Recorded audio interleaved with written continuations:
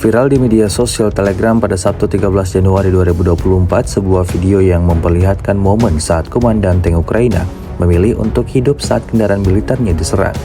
Disebutkan dalam keterangan dugaan peristiwa ini terjadi di wilayah Novomikhailovka. Kronologi kejadiannya diawali saat tank musuh pergi ke garis depan, tempat awak ATGM Resimen ke-33 melakukan pengawasan sepanjang waktu. Alih-alih tak sabar langsung ingin menyerang, pasukan Rusia menunggu saat yang tepat, membiarkan musuh mendekat terlebih dahulu. Setelah mengetahui posisi mereka dalam bahaya, Komandan Tank Ukraina memutuskan untuk melarikan diri, seperti yang terlihat dalam rekaman. Saat perang mulai berkecamuk, ia memutuskan untuk melompat keluar dari tank. Tak bisa dibayangkan seperti apa wajah para kru saat komandan melompat keluar dari tank. Video ini kemudian viral dan menuai beragam komentar dari warganet.